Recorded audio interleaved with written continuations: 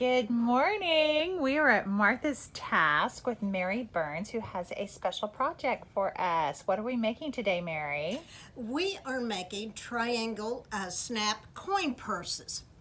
So they're cute little purses. They fasten with snaps and they open out flat. So this one you'll see I did a contrast on the interior.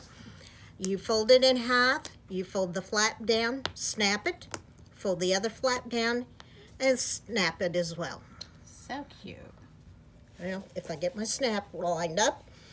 So, and this one, we took it and we made a sewing kit out of it. So, we open it up and fold it out, and you'll see we've got this really nice sewing kit, and we'll fold these scissors in it. We got needles, pins, safety pins, some buttons, a needle threader, and also we're adding some thread. And to do the thread, I just took a piece of cardstock and I trimmed it with some zigzag scissors and then just wrapped some black and white thread around it. And you could add other colors if you wear a lot of another color as well.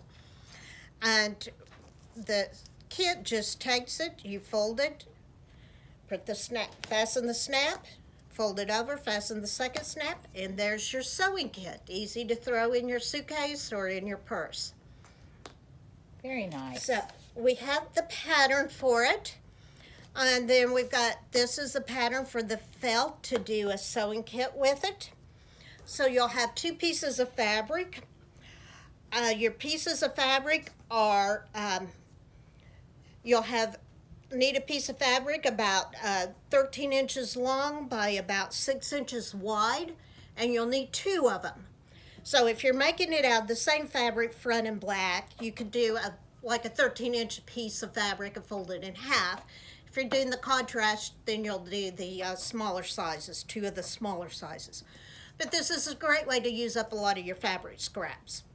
And then the other, you'll have your felt as well, your piece of felt. And you will interface that. So I've used an iron-on interfacing. And when I did this one, I got a little bit off on my sewing, so I'm not pleased with this one. It will not go in the store here at Martha's Task, but I will keep it and use it for myself. And because I wasn't happy and got it off center, I decided to take my interfacing and I'm laid it down on my pattern itself. And you can go ahead and pin it to hold it in place. And I took a ruler. It really helps if you use a ruler. And I just kind of drew the lines. Copied the lines from my pattern onto my interfacing. And I copied all my seam lines all the way around. And I would use the ruler for the straight edges, and then when I got to the corner, I would hand trace it following the pattern below. And then I went, and the pattern also has the fold lines marked on it, so you can see the fold lines. So I took the ruler, and I also marked my fold lines. And then I took my iron-on interfacing and I ironed it onto the back of one of my fabric pieces. And once I ironed it on, I realized, okay, my fold lines are going to be on the inside, so I won't be able to see them when I'm sewing once I put it together. So I went and I took some contrasting thread and I did a long stitch along my fold lines, just a long running stitch to mark my fold lines. So then when I turn it right side out, you can see the fold lines. So once you get your interfacing prepared, you'll sew it around. And again, and you can see on this, I had my seam lines marked, so I followed my seam lines. And once you get it sewed, then the next thing to do is you're going to want to clip your corners. So you can see the corners. You just go and you take your scissors, and I cut it several times around my corner. You cut it in close to your stitching, but be careful not to go through your stitching. And I did that around all four corners. And what this does is it helps your fabric or it helps it lay nice and neat around the corners. And so you get a much nicer looking corner, rounded corner. And then once you do that, you'll take your fabric and, okay, where's my turning hole? I lost my turning hole here.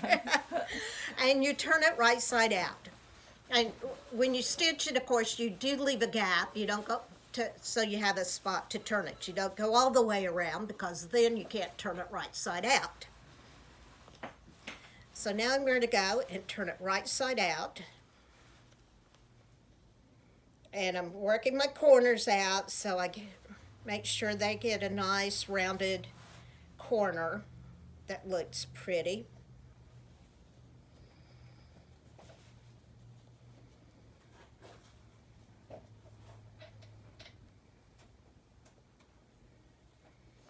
So, okay, so there's it turned right side out. So the next thing to do will be to sew shut my turning hole. And if you look close, you can see my red stitching where my fold lines are.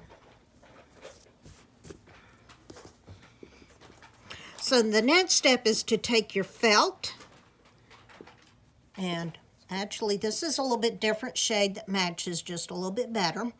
So I'm taking my felt and I'm going to sew my felt on along my center fold line. So here's my center fold line.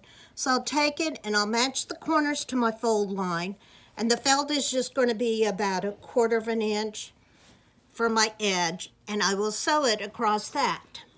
So this one has already been sewn, so you'll see I put it along my center fold line and I have sewn it across. And you can see I still haven't taken out the stitching for my other 2 fold lines. So once you do that, then the next step is you're going to do your snaps.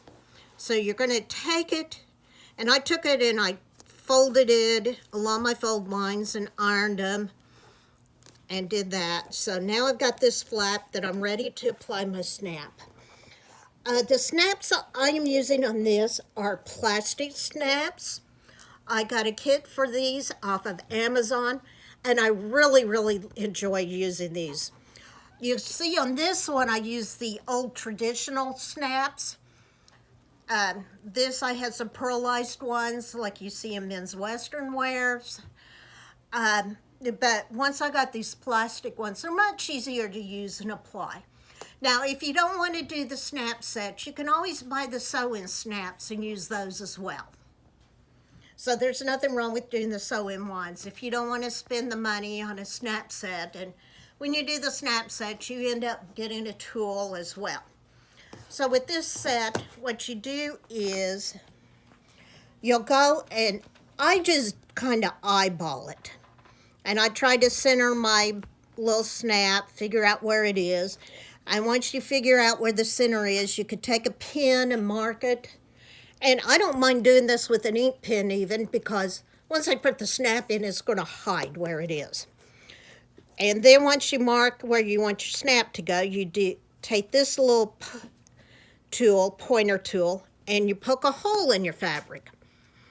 So this, I'm going to put my snap here, and then I'm going to take one of my pieces. You've got a kind of a male and a female piece, and this one I'm doing the female piece. I'm putting it in the tool, and so you'll see the flat side of this goes into the black part of the tool, and then you just squeeze it. Squeeze it good and tight, and there's your snap set. And then for the second part, now I'm going to fold it over, and I'm going to go, and my second snap, the second part of my snap is going to go there. So I'm going to take that, and I'm going to poke my hole. And because this is a flap coming over, okay, so I need this to be a male part, which is the part sticking up. So I will put my flat side on the inside and push it through and then put the second part in. And then I'm going to take my tool,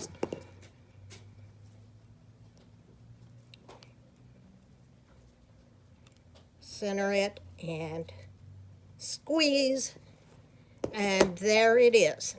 So this little set is done.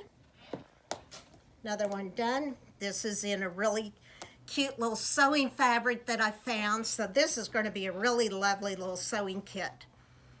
And so that's what it takes to do these snap pouches or coin purses. Excellent. Thank you so much.